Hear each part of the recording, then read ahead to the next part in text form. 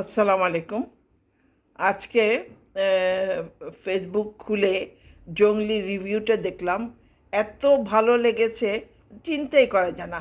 প্রত্যেকটা বয়স্ক লোক মানে জংলির এত প্রশংসা করেছে, মানে বলতে পারছি না, আপনাদেরকে বলতে পারছি না। একজন ৭৮ বছর বয়সের একজন বয়স্ক ভাইয়া, উনি বলতেছে যে এটা সুচিত্রা এবং উত্তমের সাথে তুলনা করা হয়।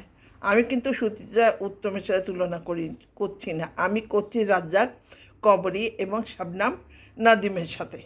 জংলি অসাধারণ একটা ছবি, দেখার মতো ছবি, একটা পারিবারিক ছবি। আমাদের পরিবারে যে সকল অঘটন ঘটে সেগুলি নিয়ে জংলি সৃষ্টি হয়েছে। সুতরাং আজে বাজে মারামারি কাটাকাটি ওসব ছবি না দেখে প্লিজ আপনারা জংলি দেখতে যাবেন।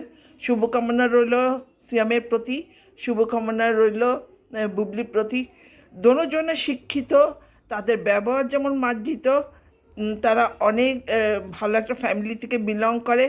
আর কি বলবো, আমার ভাষা নাই। জংলির জন্য শুভকামনা রইল। আপনারা প্লিজ প্লিজ প্লিজ যেসব বিভাগে বা যেসব জেলায় সিনেমা হল আছে আপনারা দেখতে যাবেন। কিন্তু দুর্ভাগ্য কি, আমরা যেহেতু ফেনীতে থাকি, আমাদের এখানে কোনো সিনেমা হল নাই।